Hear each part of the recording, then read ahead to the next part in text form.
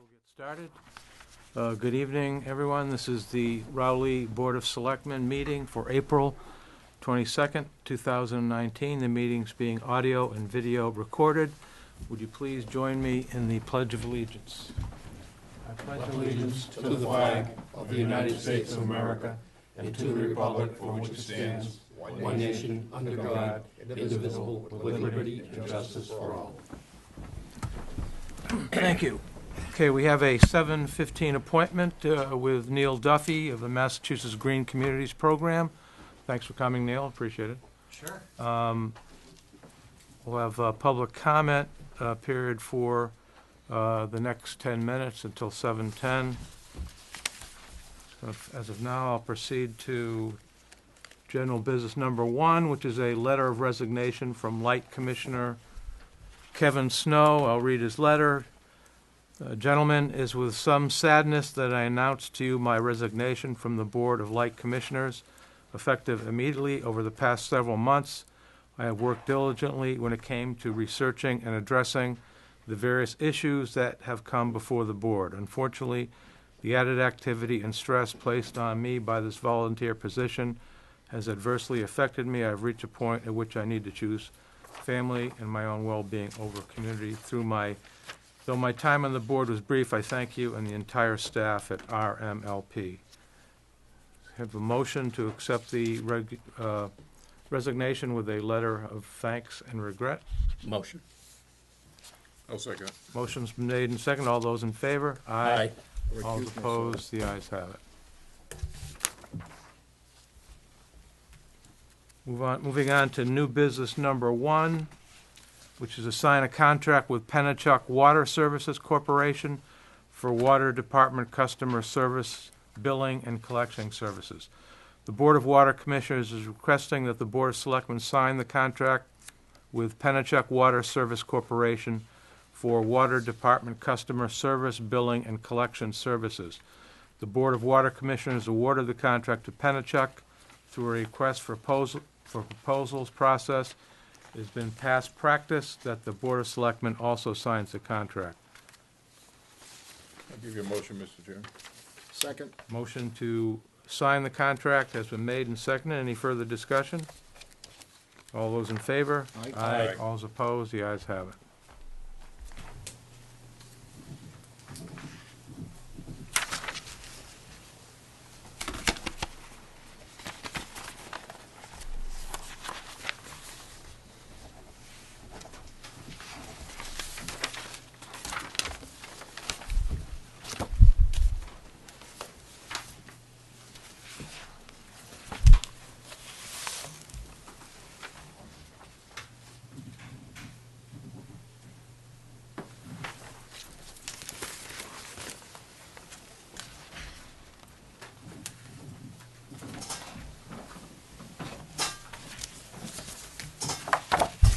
Thank you.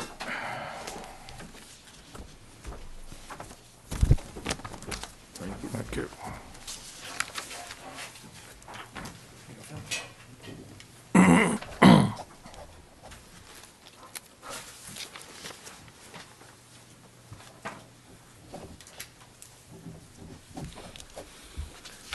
There you go, Dave.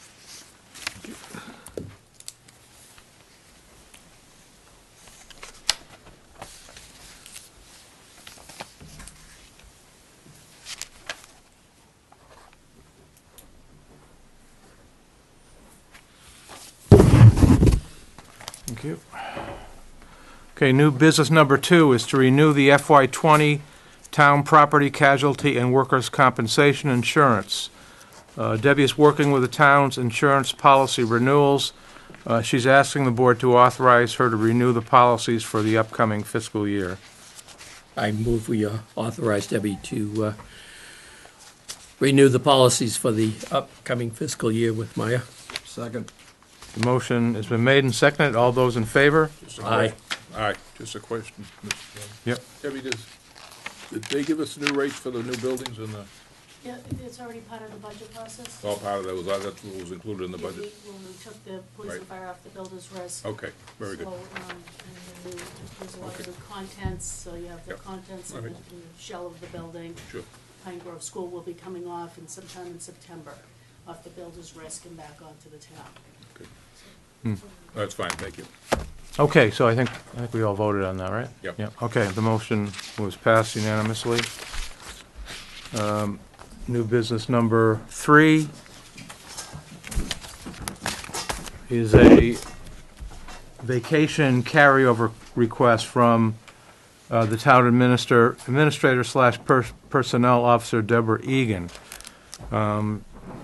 She writes, as of April 12th of this year, her vacation time balance is 259 and a half hours before she accrues her 2019 vacation benefits.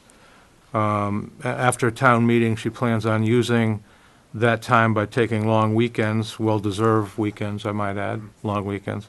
So she's asking for us to approve the vacation carryover for 259 and a half hours. I'll give you a motion, Mr. Chairman. I'll second that. Motion to approve the request has been made and seconded. All those in favor? Aye. Aye. All those opposed? The ayes have it.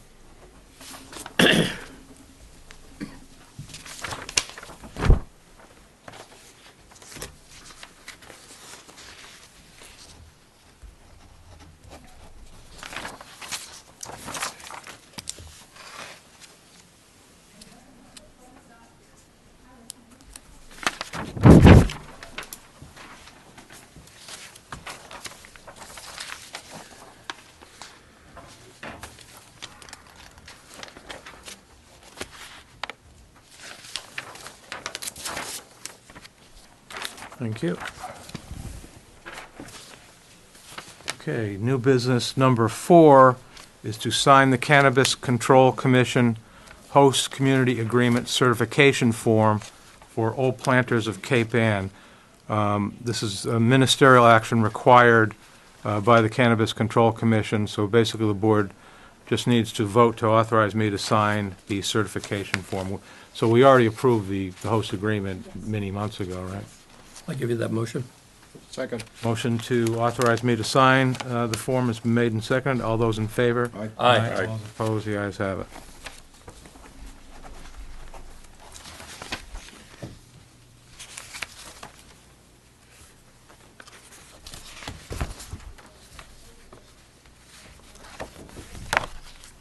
Moving on to old business. Old business number 1 is a Pine Grove School project update. Joe, have anything to add? Just that Phase 4 will be finishing up on May 31st. And we will be going into our final phase, Phase 5, during the summer months. And everything is on target, where we will be getting a request for the last purchase of furniture, fixtures, and equipment. And it looks like everything will be just coming along very well. Great. Looking forward to, again, for a town meeting on Monday, May 6th, In the new all-purpose room. in the new all-purpose room. Okay, thank you. Old business number 2 is a fire station and police station project update. Dave, anything to add? It's nearing completion. Last week, they finished installing all the landscaping and bushes and shrubs, hoping that the heavy rain doesn't wash away the newly spread grass seed. If it does, they'll take care of it, but they were supposed to be paving today. Due to the weather, they couldn't pave. They're hoping to pave Thursday, but the weather's not looking too good all week, so it may end up being early next week before they pave, but it's totally weather dependent at this point. And actually, like we started off the project with cold and snow, we're ending up with rain and something to hold us up. But other than that, the fire department's been moving in. They'll be officially moved in by May 1st. Police department's already totally using the new building, I Great. believe. Maybe not the cell area yet, but the rest of it's totally being used, so everything's fine and dandy up there. Great. Okay, thank you. Old business number 3 is a letter from the Raleigh Volunteer Fire Protection Association, Inc., which is the entity that actually owns the old fire station that the town of Raleigh is no longer using. But I'll read the letter. Dear Mr. Pierce, a recent vote by the Raleigh Volunteer Fire Protection Association has necessitated that I advise the board that the association is rescinding the offer to donate the property at 7 Hammond Street to the town of Rowley. Further, it is our understanding that the town will cease all town of Rowley Fire Department operations from this building as of May 1, 2019. As such, the association respectfully desires to call your attention to Article 10 of the lease agreement, paragraph 3, which states, quote, "Any and all alterations, additions, or improvements to the premises made by the lessee during the term of this shall become the property of the lessor without payment therefore by the lessor," unquote. Therefore, items such as the emergency generator and the air purification system will remain in place. So, question before the board, I think, is do we agree with their interpretation of the contract? Now, if they don't want to donate the building to the town, that's entirely their prerogative. I think, Mr. Chairman, that when we voted a couple of weeks back, it might be 3 weeks ago now, that we were gonna declare the generator as well as the one that's currently sitting over at the center school from the old police station generator as excess property to be disposed of. Okay, So if they wanna keep that, that's that's okay? solves our problem. Well, it's. On top of that, we don't have to do anything to, we would've had to spend some money to disconnect it and. Yeah, well, that was my question, make how it electrical. connected is it? But And- it's stated in the lease agreement. Yeah, So, you know, under fine. section 10, so, you know, it's an improvement to the building, and I wouldn't argue that, yeah. No. Well, I'm not saying we should argue, but the question is whether it is in fact an improvement to the premises or something that can be easily removed, like if we put a refrigerator in there, that there'd be no question that that is something that It we looks would kind of take. permanent to me. Okay, well, I don't know, so I'm just, My way of my The interpretation. same thing with the air purification, it would Yeah. cost us quite a bit of money Yeah, probably I don't- to whatever- take that out. yeah, If they want it, then that's Yeah, all so- well and good, that's perfectly fine. okay, so we agree with their interpretation of the contract. Do we wish to send an acknowledgement letter to the association? Yes. Yes. Okay, so have a motion for that? I'll make that motion. I'll second. Motion to send an acknowledgement letter has been made and seconded. All those in favor? Aye. Aye. All those opposed? The ayes have it.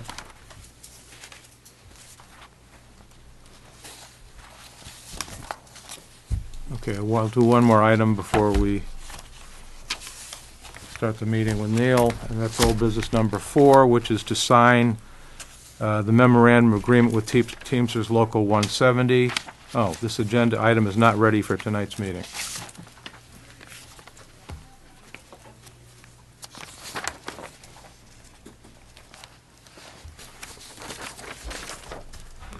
Old business number 5 is to review annual and special town meeting articles and assign motions.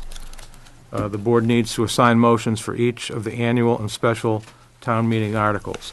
I'm going to raise the issue of whether we can just, whether this can be done just randomly. As far as I'm concerned, I really don't care which articles I'm reading and which I'm not. So Joe expressed a preference to do the fire truck article, but, so what's the board's pleasure? I don't really care. Doesn't matter, it makes no difference to me how we do it. So I'll just assign them, randomly, Joe would like to do the fire truck. I'd like to do the I'll seating do here. 27 on the annual. 27 on the annuals, Joe, and, Whatever, it's fine, Debbie, whatever you do. well, there was something, get that motion assigned to you. I'm flexible. And we usually sign them at the, at the meeting of the night, it works better to sign them. Right. when we give them. Right, Bernie? Who's going to present the zoning articles? Well, Chris Thornton or someone The from the planning planning board. board will have to make that motion.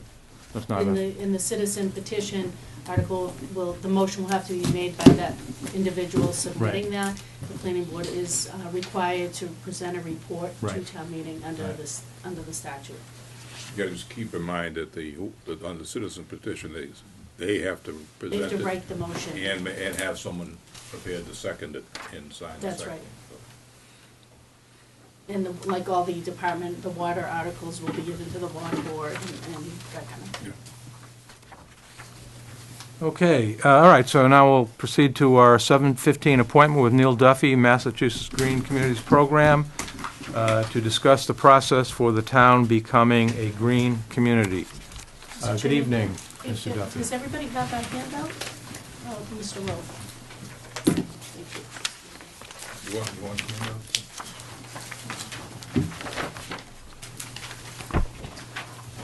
Am I good here, or do I You're need to fine be- right there if you're Okay. comfortable. You're comfortable? Yeah, with this it? is fine, yep. Yeah, so I'm Neil Duffy. I'm the Northeast Regional Coordinator for the Green Communities Division at Mass DOER, Department of Energy Resources. It's great to be here tonight on this rainy evening. I met with Debbie and her staff a couple months ago. Talked about the Green Communities Designation and Grant Program, and gave an overview, which will be similar but a little bit more detail to what I'll be talking to you about tonight. So we thought it would be a good idea to present the opportunity to you and let you know that it exists. Before I talk about the designation and grant program, I just want to first just make sure you understand that the Green Communities Division you should think of as a resource for the town of Raleigh, and you should think of me as a resource for you. We serve all 351 cities and towns in the Commonwealth, whether they are designated as green communities or not. Green community designation allows cities and towns access to grant funds that non-green communities don't have access to, but other than that, we have other resources and opportunities in the way of grants and technical assistance that are available on an annual basis that municipal light plant communities can take advantage of as well. So I just want to make sure you're aware of that. Some of those grants are fund things like ASHRAE Level 2 audits for oil-heated buildings, feasibility studies for renewable projects or microgrid projects, or if you're building a new building in town and you want to have some net zero energy technical assistance on that new building, our grants could fund that portion of the design process. So those are that's sort of the type of opportunities that are available to Raleigh now. So if there are ever any questions energy related that any of you have, feel free to contact me. If I don't know the answer, I can certainly try to put you in contact with people that can help. But that said, I wanted to let you know about the Green Communities Designation and Grant Program. If you go to the next page, currently there are 240 green communities out of the 351. We're expecting to have somewhere between 20 and 30 more municipalities apply in the fall this year. The application deadline is at the end of October every year. And I think one of the reasons, before I go on, one of the reasons it may have not have been considered in Raleigh before is that municipal light plants in the statute, when the Green Communities Act, it was written that municipal light plant towns had to add a renewable energy charge in order to participate in the Green Communities program, because investor-owned utility municipalities pay that charge automatically, and that charge goes into a trust that's administered by the Mass Clean Energy Center. It's a small charge, which is a 1/20th of a cent per kilowatt hour on people's electric bills, but that has been enough to make it an obstacle for municipal light plant communities served by municipal light plants to pursue green communities designation. But a handful of years ago, we determined that if a city or town has an electric customer that's served by an investor-owned utility within their town border, at least just one. So if you have a National Grid, in your case National Grid, or an Eversource customer within Raleigh, electric customer, then you can participate without having to add that charge. And so I discovered through communicating with your municipal light department that you in fact do have at least one customer. So that's one of the reasons that I'm here, because you're eligible just as any investor-owned utility served community is eligible to apply for designation. But there are criteria that you'd have to meet, so it's not trivial to apply, but there's no extra hoop that you need to jump through, if you will. So can I ask you a question on that? Sure.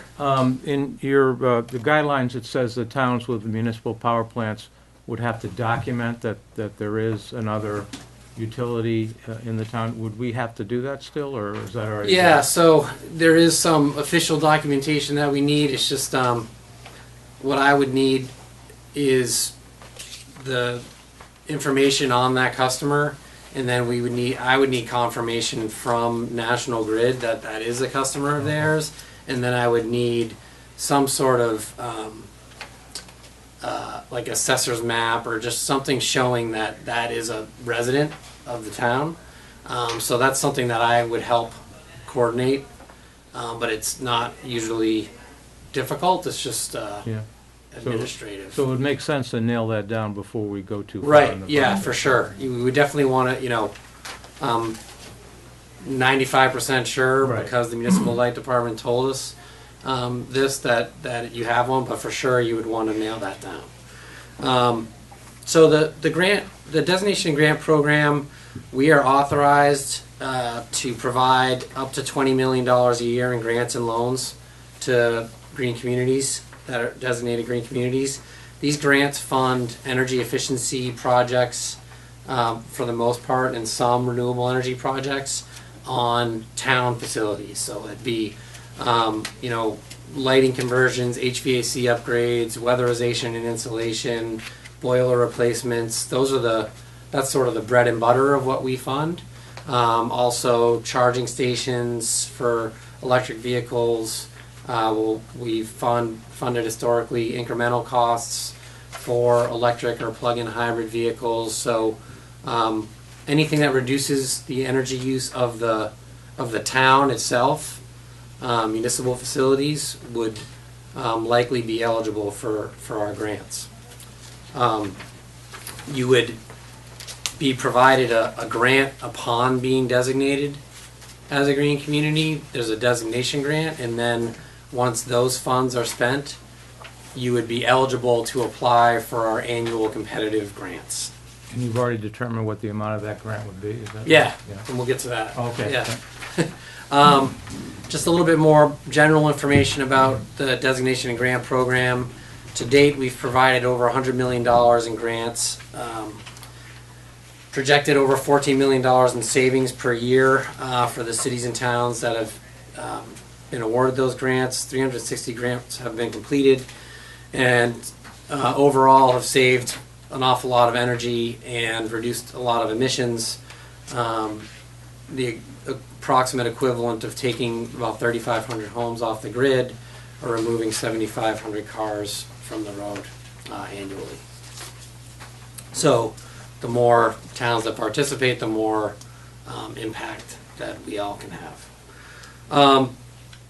If you go to this slide with the list of the other towns, I just wanted to give you a sense of what some of your neighbors have done. These Amesbury, Boxford, Haverhill, Newburyport, North Andover, and West Newbury are all green communities. You'll see that Amesbury and Newburyport in particular on this list are near $1 million in what they've been awarded, and that's because they've not only received a designation grant, but they've also participated in a number of competitive grant rounds. And so that's when the grant funds start to really add up.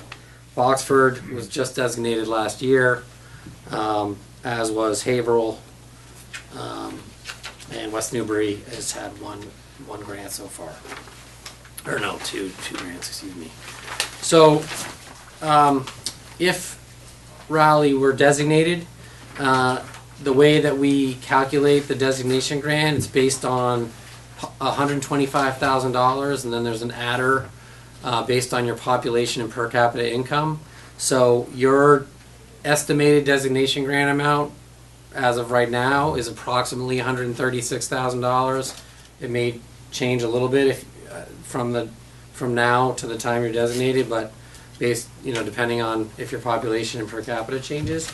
But that, gives you a rough idea. And then again, once you spend that money, you're eligible for the competitive grants, and those are capped at $250,000. So, how do you become a green community? There are 5 designation criteria. So the first 2 are related, and criteria number 1 is that you have as of right siting for 1 of 3 types of facilities, and that is renewable or alternative energy generating facilities, or manufacturing facilities, or research and development facilities. So it's not all 3, it's 1 of those 3 things.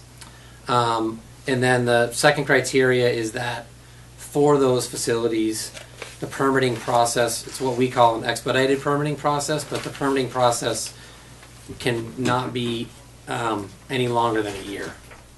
So I'm not familiar with Raleigh's zoning right now, but some ways that that towns do this is if you have an industrial zone already, or a business zone that has research and development or light manufacturing by right currently, then that usually can satisfy this criteria without having to create a new zoning bylaw. Well, ours would be by special permit, so that wouldn't qualify. Right. The way that it's written now. If there's a special permit required, then it wouldn't qualify. The other way that many folks do, if they need to develop a new bylaw, and we have a model bylaws, is sometimes the town can identify parcels of land that the town owns that they may cite as by right for renewable generating facilities like ground-mounted solar, and you could zone that as like a solar overlay district because it's town-owned property. It also provides a sense of control for the town, because if anyone were to develop on it, you would still be the ones that would determine whether or not that happened. So, again, that's something that we would look into further. If you decided that this was something that you wanted to pursue, then we could start looking into your current bylaws and see what would need to be changed, and of course it would need to be changed at town meeting. Right. If you needed to do that. One quick question on number 1, adopt as of right siting. What exactly does that mean? Does that mean that So that means by right somebody can build, let's just say number 1, renewable alternative energy generating facility. So by right someone could install and construct a ground-mounted solar installation. it's But there's restricted to the zones that are in that Isn't in that anywhere in area, town. right? In that area, in whatever area it's in whatever that district is. That doesn't mean that there isn't site plan review. It doesn't mean that you don't have normal review processes. There can't be any discretionary processes that are specific to like a renewable energy facility. But it just means by right that can happen. Just like probably by right in your residential district, somebody can build a home. Right, so in other words, if we, in our commercial zone, if we adopted we could say that anybody in the commercial zone by right could add a solar facility to their roof or to the... Yeah, so in terms of the solar, it needs to be large ground-mounted solar, so it needs to be up to minimum of 250 kilowatt installation, which requires about an acre of land. There are some specific requirements for that. And then with the manufacturing and research and development, there's just space requirements. So wherever you zoned that by right zone would need to have either land or undeveloped or unoccupied buildings that could provide in aggregate 50,000 square feet of space, whether it's research and development or manufacturing. So that could be 10 5,000 square foot spaces. It doesn't have to be one space. So again, I think that's these are all details that I could dive into and we could work on and try to figure out the best course if you decided to pursue. So you could limit it to, in terms of the renewables, could you limit it to solar as opposed to wind? Yeah. Yeah, you could, Most towns do solar. yeah. Yeah. So that's when it's renewable generation. That's, I would say, I think there may be one or two that have wind bylaws, but yeah, solar is much more straightforward. Yeah. Um, Bernie? What's the logic for combining renewable energy generation and R&D and manufacturing? I mean, I don't see so how they fit. Well, so this requirement, the town would need to have zoning for one of these three things, not all three.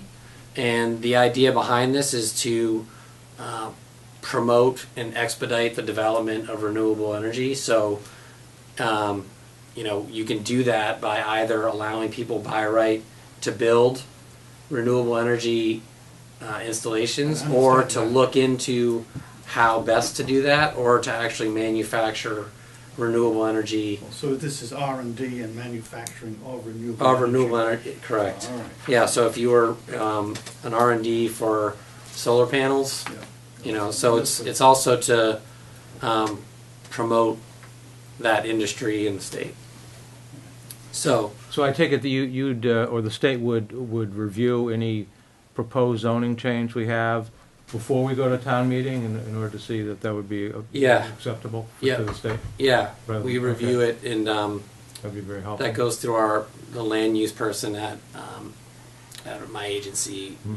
I'll review it because I can see at this point I can at least identify some of the big picture, high level issues that may come up, but then I'll pass it along to one of our land use planners, just to make sure that everything's okay, so that that when you go in front of town meeting with a bylaw, that it's something that'll meet the requirement. Right. Yep.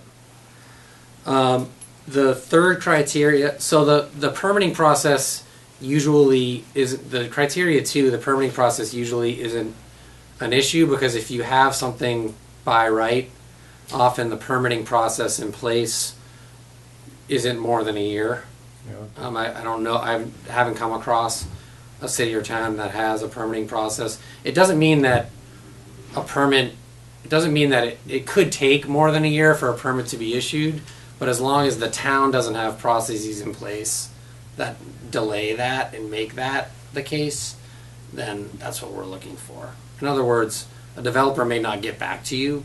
They may not give you the information you require. Or they may. That's not your fault. They frequently will request extensions of time. Yeah, exactly. So that's not your fault. It's Right. just that if you have, a 12-month delay on something, or 6-month delays, then that's what we want to avoid. So you're not looking to see a specific time frame for decisions? As long as it's under a year, and all we require in terms of that is a letter from the town's attorney saying the permitting that we have in place meets your Yeah, requirements. so we meet that requirement now, so. Yeah. It's almost always under a year, and if it's not, it's because of a developer request for a delay. Right. Yeah, it's usually not an issue. Right.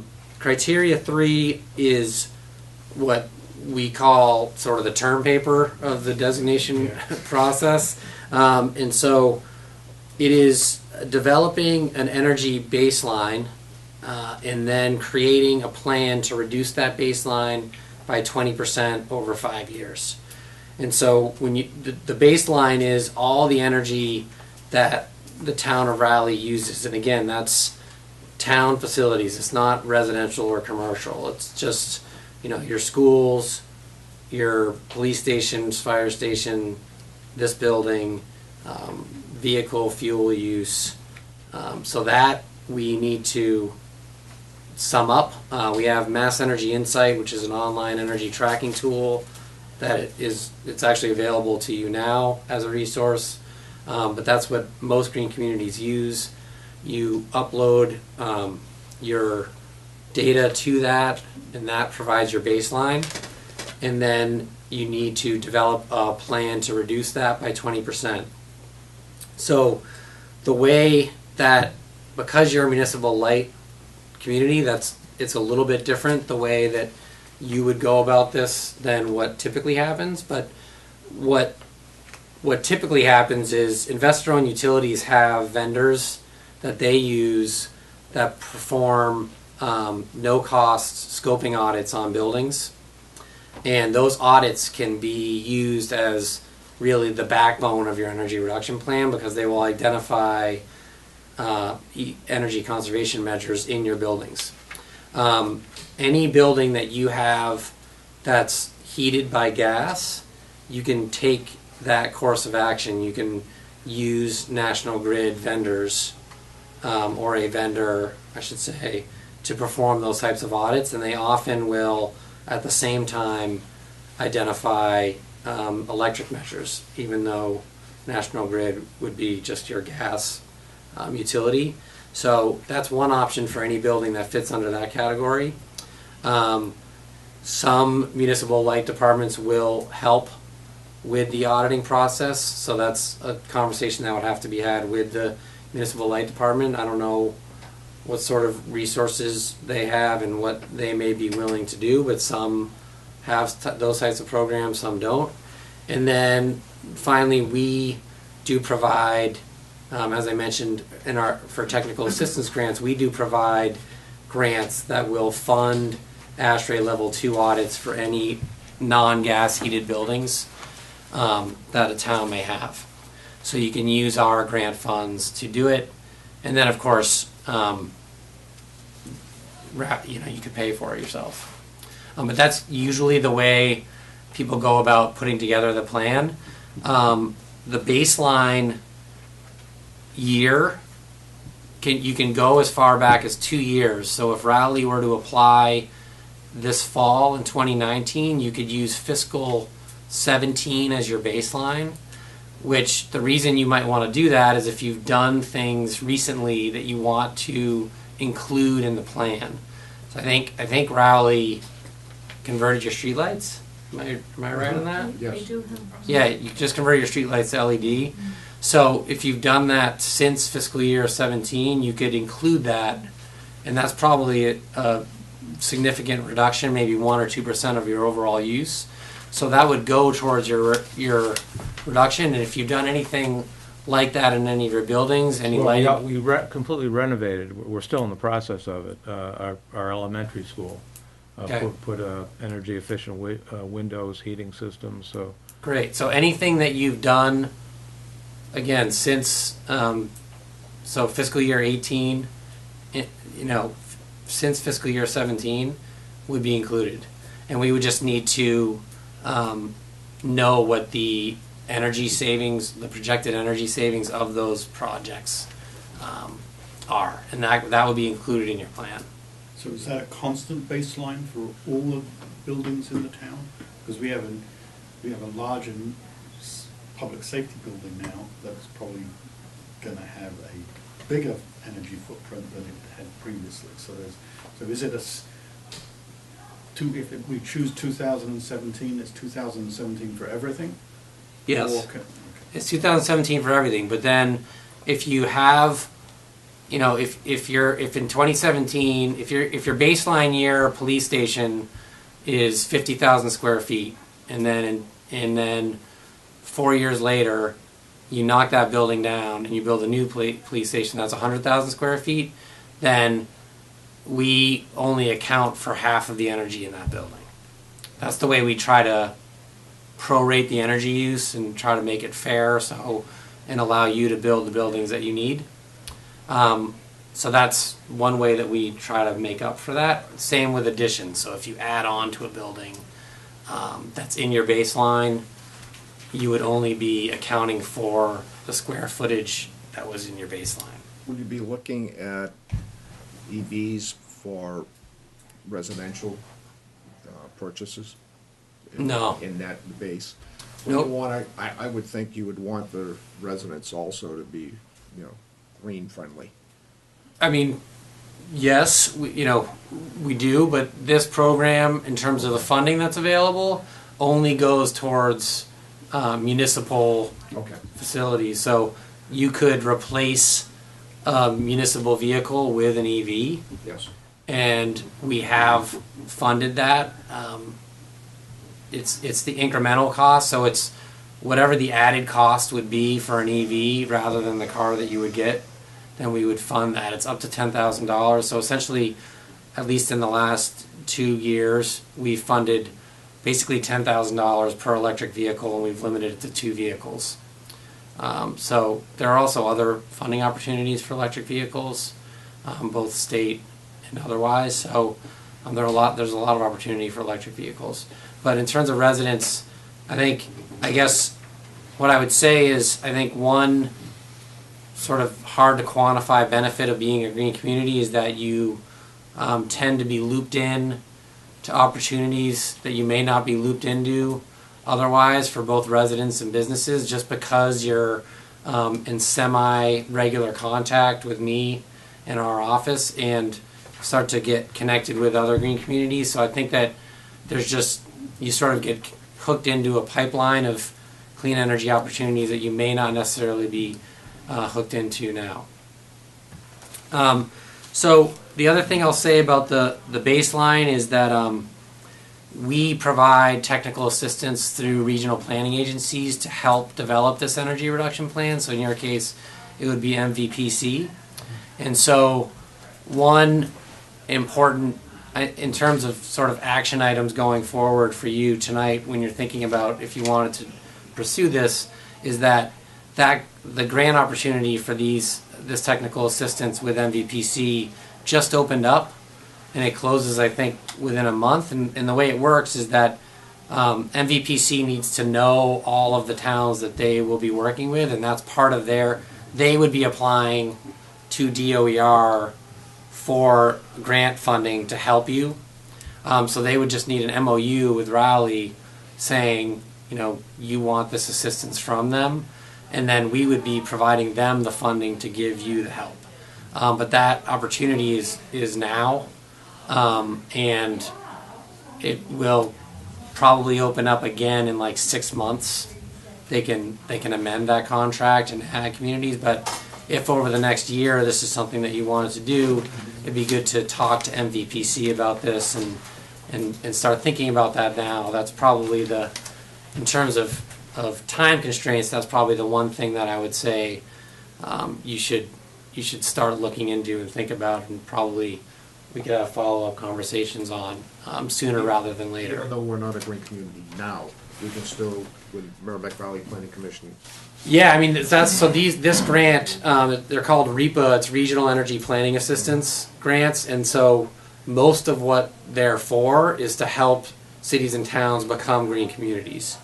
And it's for everyone, but it's definitely was developed in recognition that smaller towns like Raleigh don't necessarily have the bandwidth to put together this energy reduction plan on their own. So it gives you the help. It doesn't mean that MVPC will be doing it for you, but they will certainly be helping a lot, and they understand the requirements.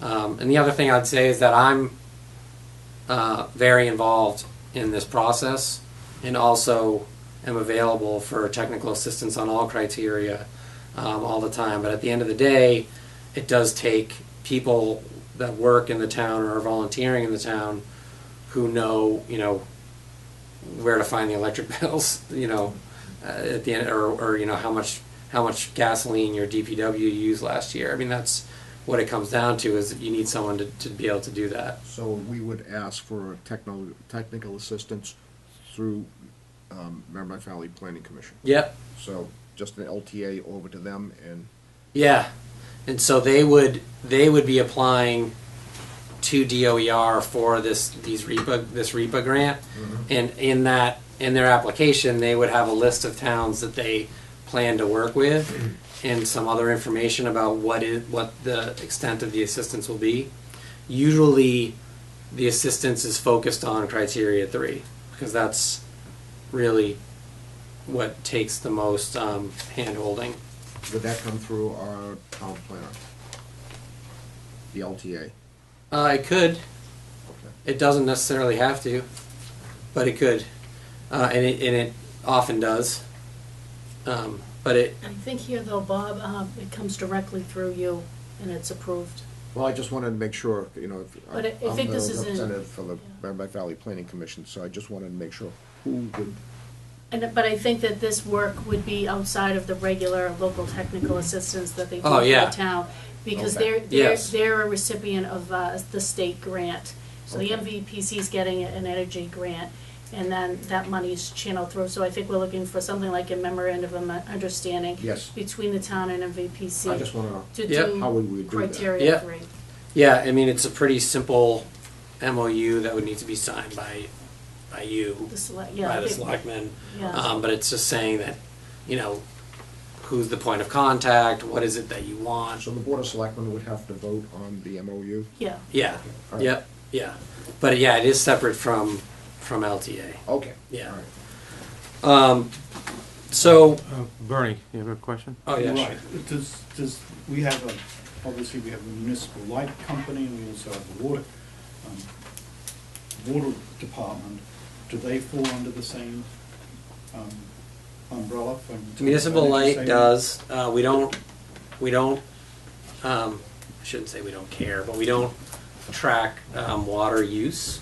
But like your pump stations and that sort of We're thing, their biggest customer. yeah, then we would, that energy use, the electricity and the gas that's used by the Yeah. water department is counted. All right. Yep. It's not a separate water district, right? It's the town of Rowley Water Department. Yeah. Mhm. Yeah. So they would fall under it, same thing. And often that's where, you know, you're gonna see a lot of energy use there.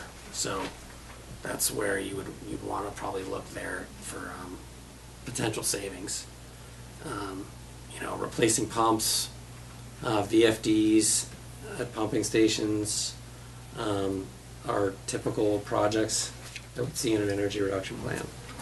And then just a clarification about schools, so we're part of a regional school district. The regional school district would not be part of this, right? That's right. You can include, so Rowley's, We have we own the elementary school. right. So what towns usually do is include their elementary school and don't include the high school.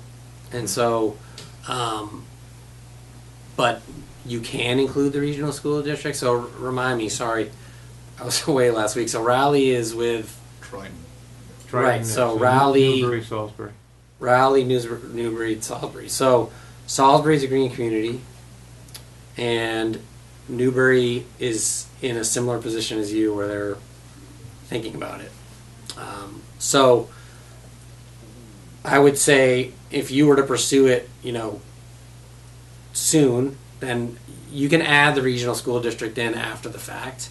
And the advantage of doing that is that if you're in a 3-town district, you can apply for, instead of a $250,000 competitive grant, you can apply for a $750,000 grant at the high school. So it really opens up opportunity to do some pretty significant projects. But it can be, you know, like Hamilton and Wenham just did a $500,000 project at their middle school. So it's a good, it's not a bad thing to think about.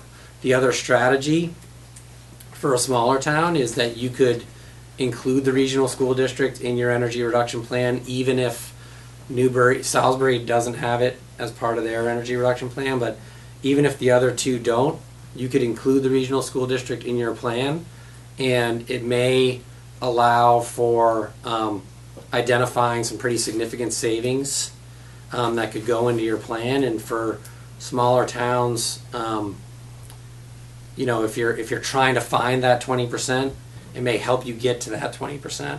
So again, it's something that I just worked with the town of Boxford on, where they sort of went down two paths of including or excluding the regional school district.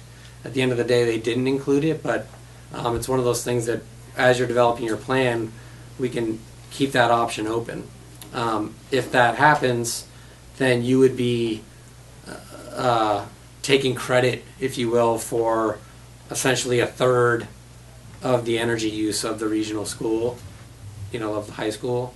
Is it just the high school, or is there a middle school as well? Yeah, so of the high school and middle school, you'd be taking credit, really the equivalent percentage of what the funding is that you contribute to that regional school district is usually the way that we guide people to approach it. So if you provide 30% of the funding, then you would say 30% of the total energy use you're responsible for.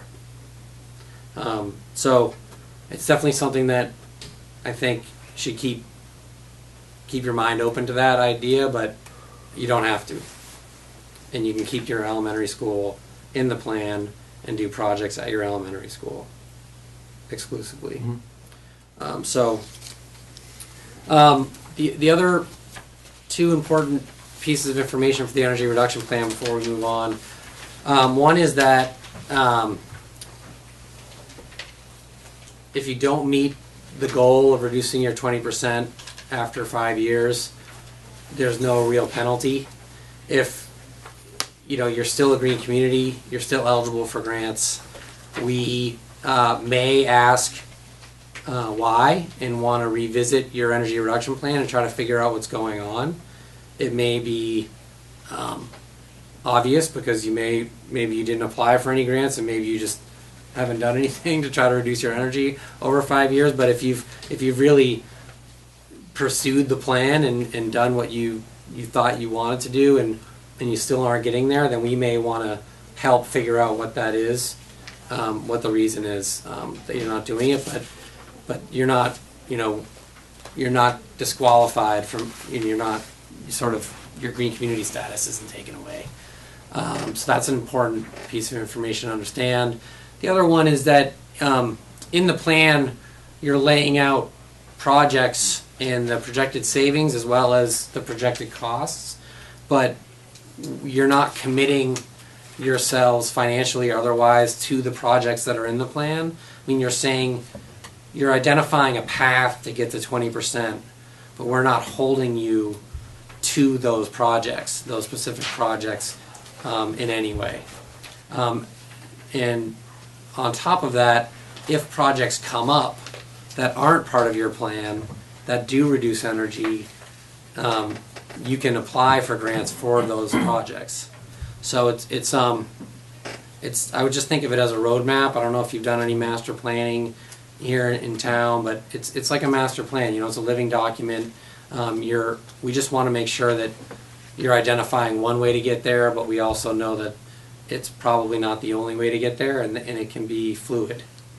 And then one more thing I'll add to this is that when we talk about 20%, we actually think of it, I would think of it more as a 15% in hard quantifiable reductions, and then there's 5% that can be what you can think of as softer measures, which are like behavior change or so like training facility staff, facilities or vehicle maintenance policies. So we give credit for that type of softer measure, and that can add up to 5% of your plan. So really the core hard quantifiable reductions need to add up to 15% of your total use.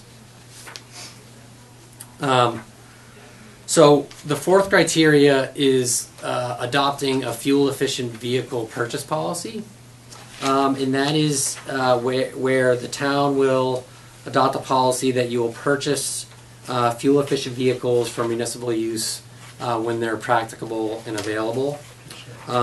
Important pieces of information on this are that emergency vehicles are exempt, and heavy-duty vehicles over 8,500 pounds, so most of your DPW vehicles, are exempt from the policy. So it's really essentially any administrative vehicles that you might have or light-duty pickup trucks. And what the policy is saying is that when you are replacing a vehicle, you need to replace it with a vehicle that meets the standards that we set. To give you a sense of the types of vehicles that meet that standard, a Ford F-150 pickup truck meets the standard. Ford Explorers meet the standard that we set. So it's not incredibly stringent. We're not asking that you're, plowing the streets with a Toyota Prius. What would you replace a Ford 150? Because that doesn't seem too efficient to me, but. So you could replace an F-150 with with a new F-150. Oh, so. That's what I'm saying. It meets our requirement. Really? Okay. Yeah. So I that's. think they'd have a little bit So better that's. standard. I think that the point of saying that is that it's not a heavy lift. We can, full disclosure, we could make stringent requirements, and what your policy is saying is that you will replace your vehicles with vehicles that meet our requirements. So it's it's something that would have to be part of your purchasing procedure, where you'd have to check You get and even make more sure. credit if it's a natural gas pickup truck that costs a lot more. Well, you'd get it for your energy reduction. Okay. And so, depending on how much vehicle use counts as part of your baseline, your vehicles could be, we do fund, as I said, electric vehicles, but also hybrid retrofits for heavier duty vehicles, and so there are options to reduce the fuel use for both your exempt and non-exempt vehicles. But in terms of the process, this is something that would need to be adopted by you, the Board of Selectmen.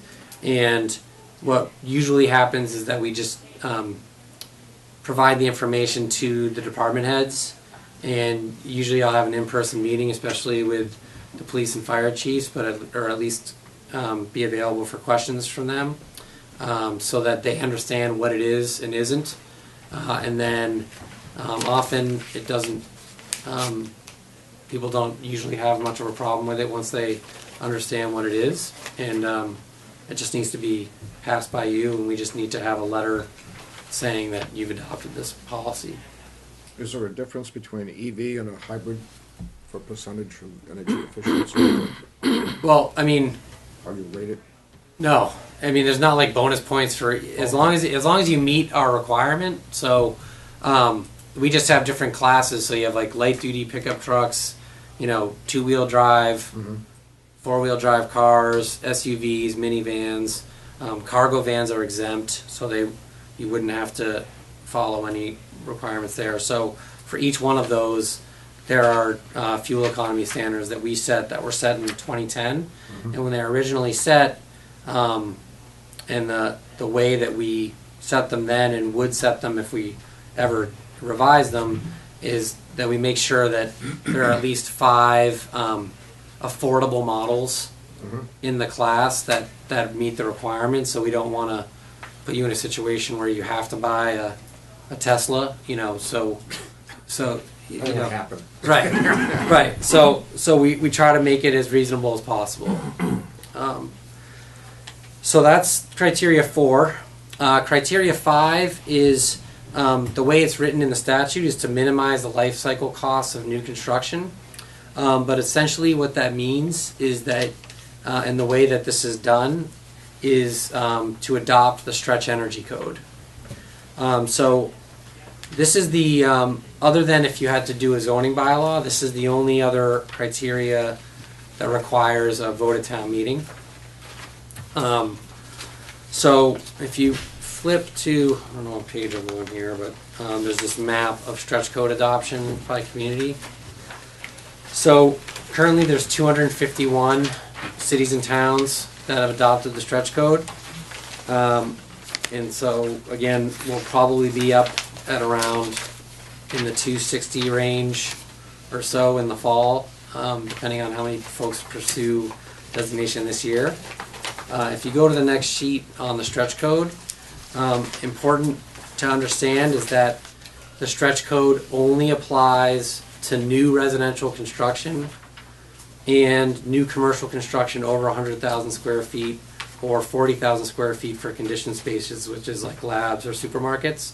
So, in other words, for anyone doing a renovation to their home or add an addition to their home, nothing would change for them in terms of what is required by code. it would be the same code that exists now. If you go to the next page, so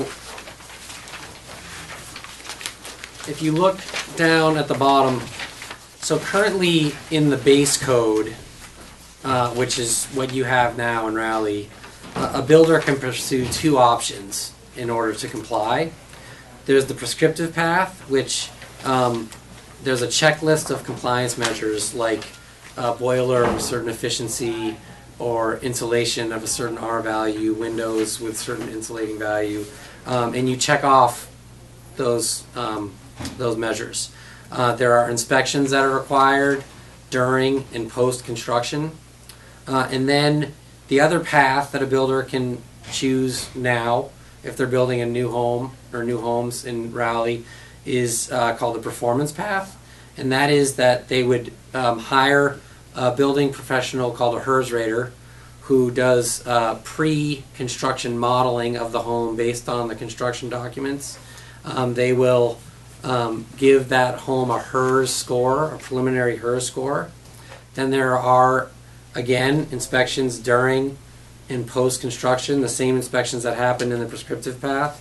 And then that HERS rater does modeling for the home once it's built to confirm that it's meeting that HERS score, which you can think of as like a miles per gallon for a home.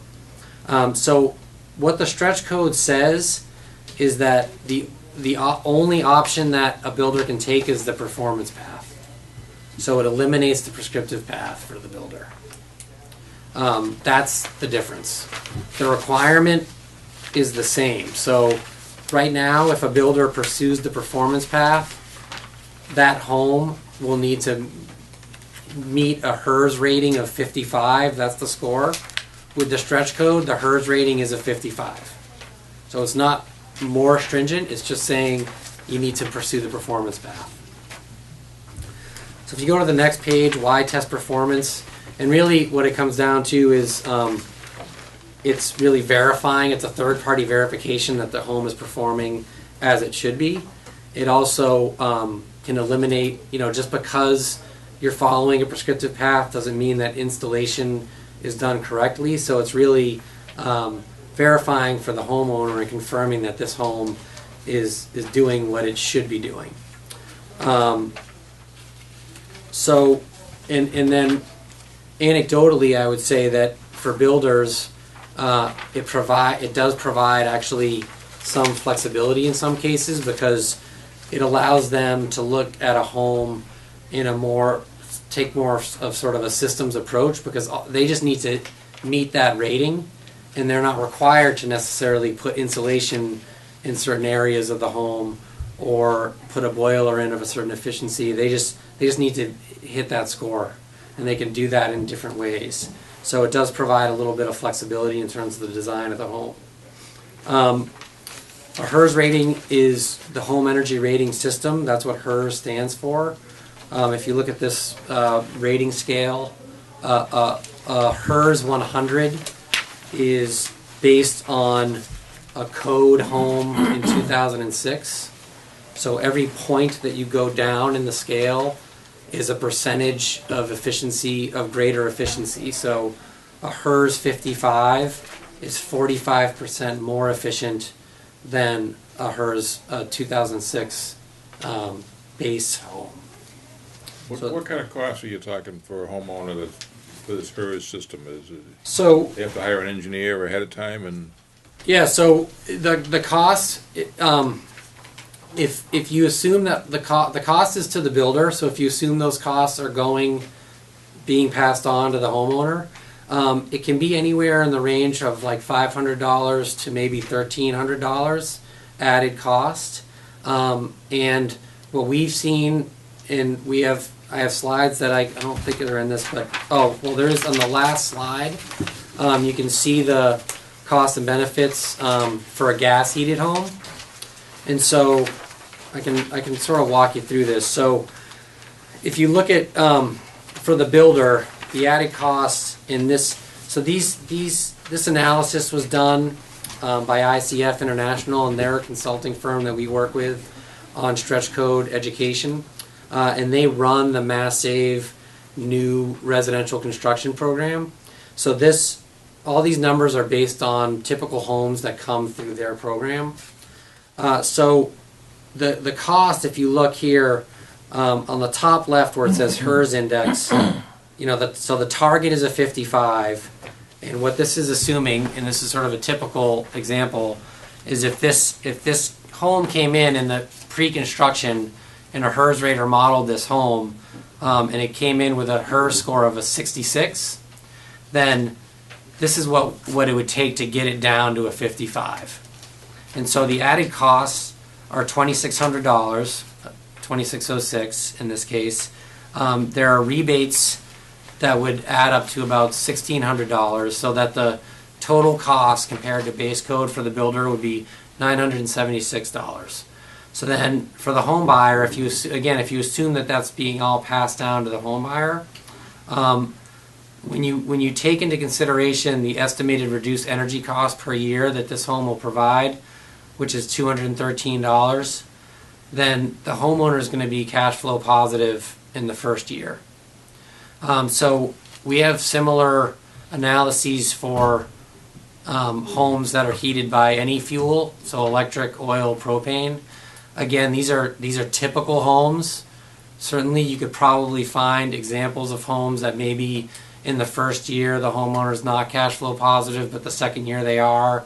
And you could also find examples where the cash flow is greater than $37 in the first year, but this is a typical example.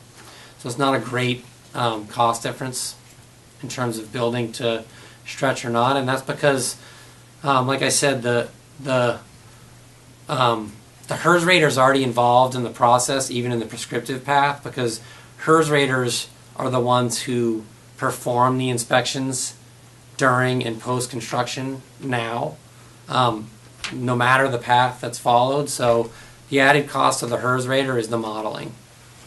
And then it's just whatever the added cost is of the measures that are necessary. And that could be, again, thicker insulation or more efficient heating and cooling equipment that go in the home. That's sort of typically what you'd find. So, again, I think the only page that I didn't really go over is the second to last page, and it's just to highlight that the HERS process involves these 3 steps where you have the preliminary computer energy modeling, you have in-process inspections, and then you have the final energy modeling. And the steps in the box, the reason that they're in the box is because those processes are required with the prescriptive path. So those are required processes now. So really the added steps are 1 and 3. And this is all the responsibility of the builder. So it's not an added responsibility for your building inspector, other than the fact that they should be familiar with the stretch code.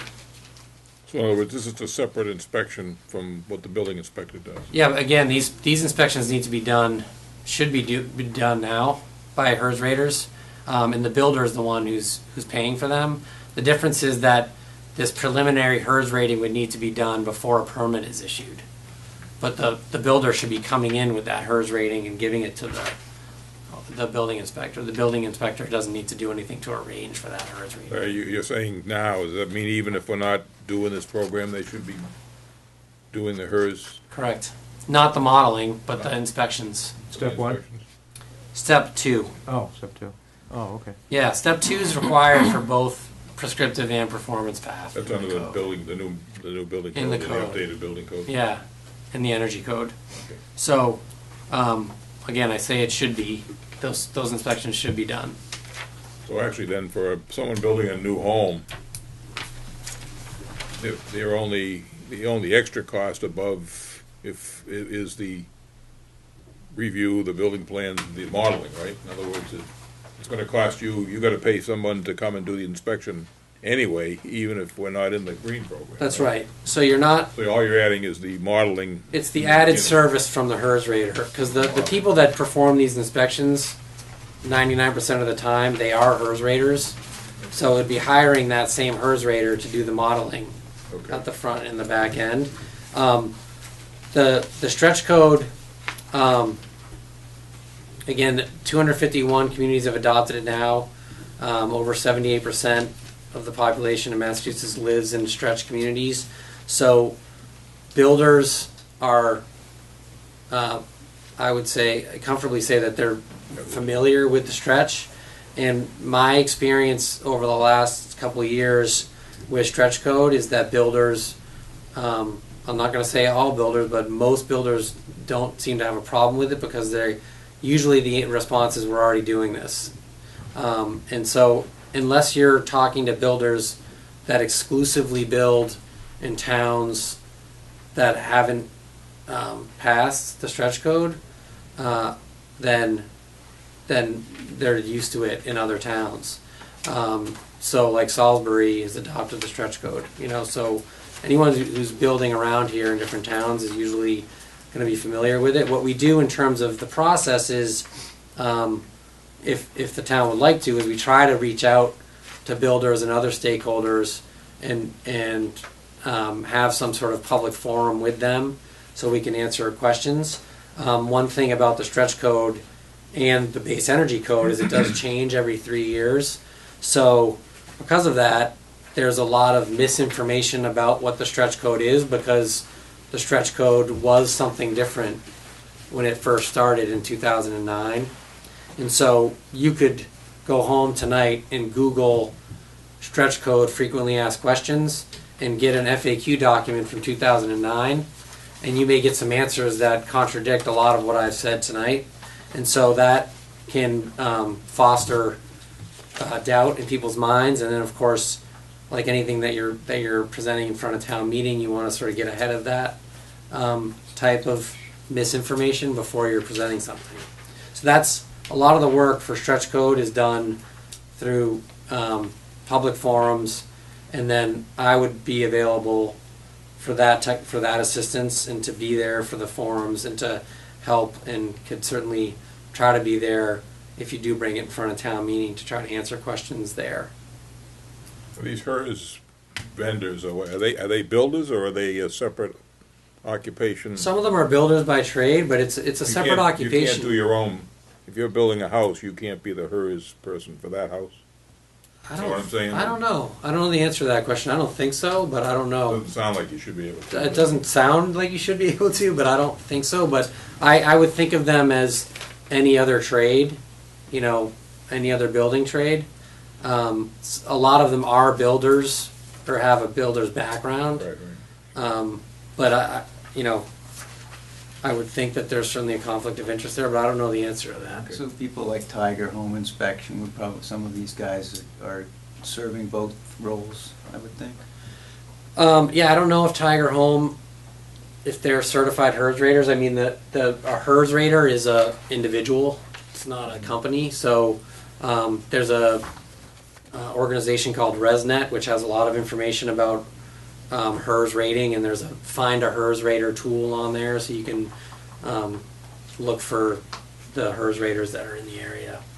And it's certainly, again, I think because stretch has been adopted so widely in the state, it's a lot different now than it was 10 years ago, where there was some trepidation about adopting stretch code, because it's like, well, how are there HERS raters? Where do I find one?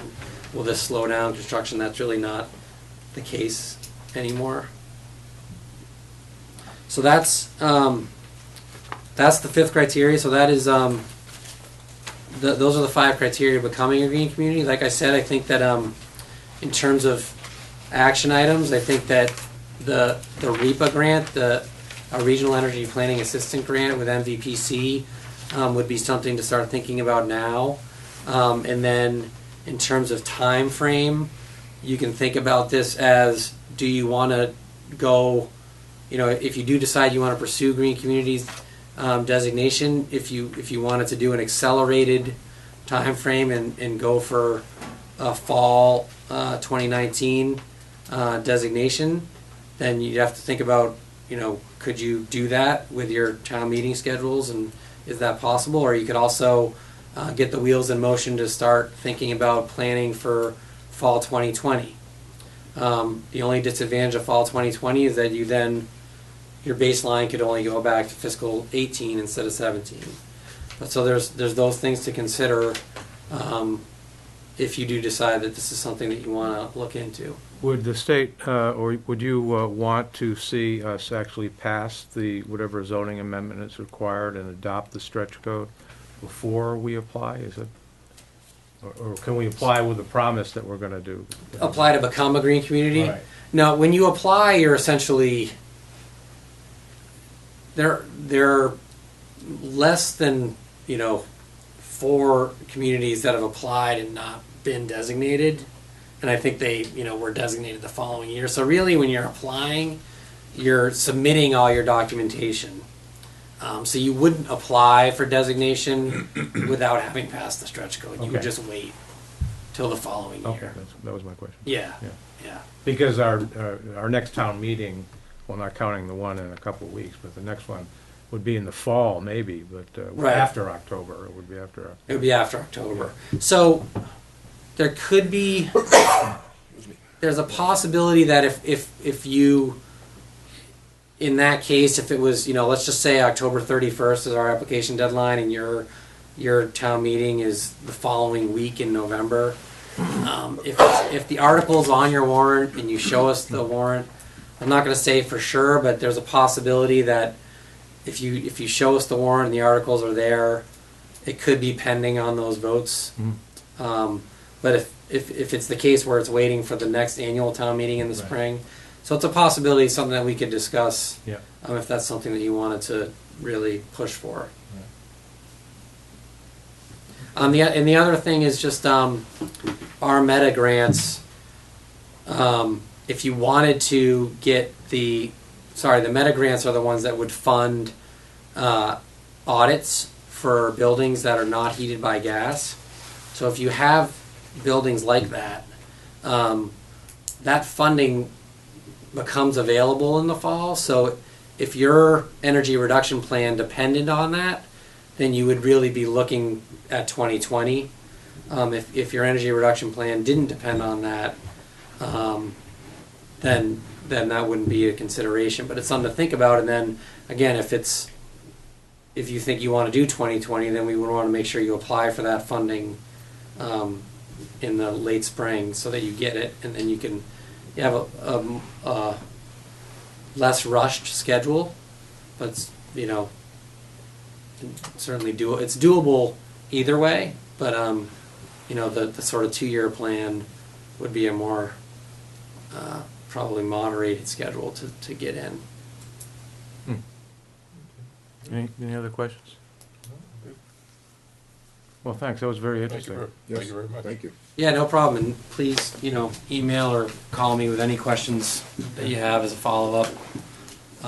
And I would definitely say reach out to MVPC if you think that's Do we worthwhile. want to take some direction tonight? I mean, I think we should pursue this. Yep, definitely.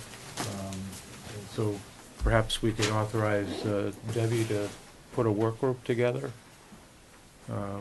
Look for people to join the work group who are willing to participate, and also to contact also contact MVPC to look into the process of getting their help. And again, we wouldn't have to go through an LTA. We could just give them a call. Yeah. Okay. Does that make sense to the board? Sure. Mr. Chairman, I just have a question for Mr. Duffy on that, the funds available for buildings that are not heated by gas. So, for example, town hall's heated by oil. The town hall annex is oil. How would we go about that then if the funding, the audit on that for the doesn't come available until October, if we were looking at trying to do something in the fall, which I'm just not sure what the board's direction is on that. Right. So Because-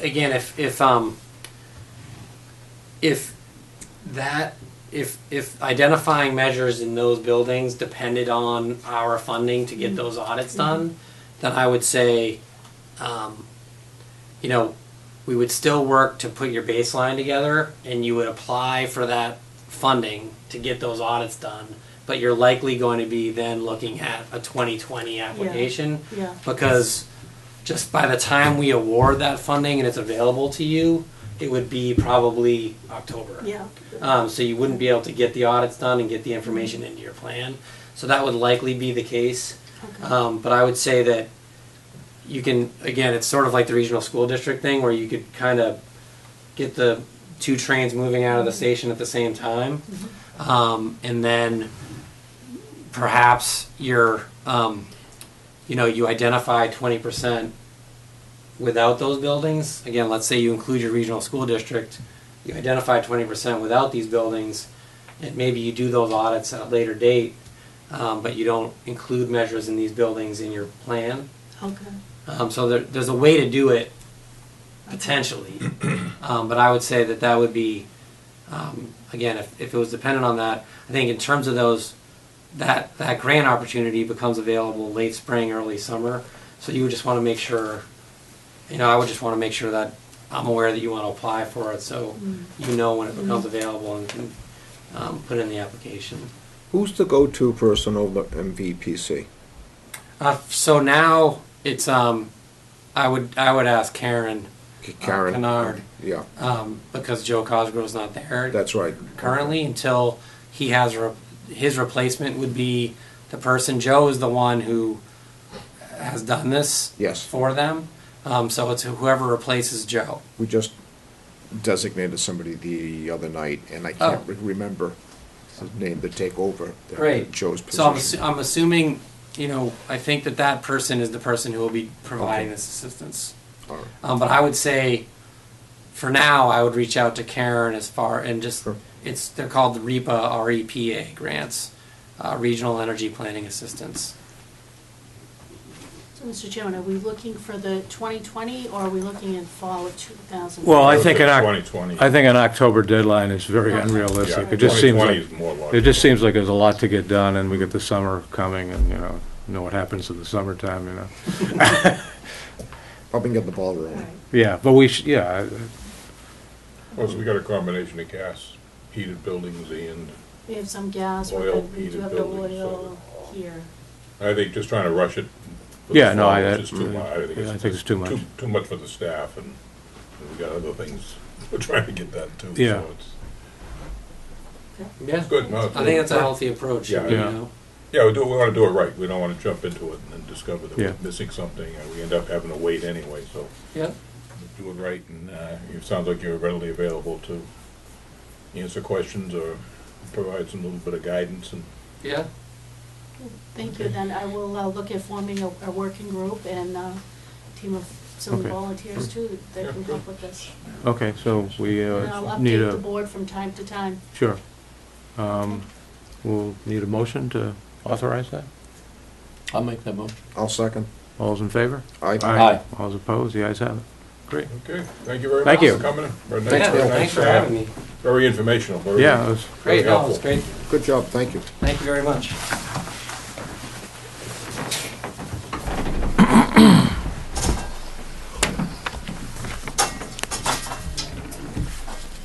okay. I think we're on minutes. So we have minutes from March 11th. I'll give you a motion, Mr. Chairman. I'll second.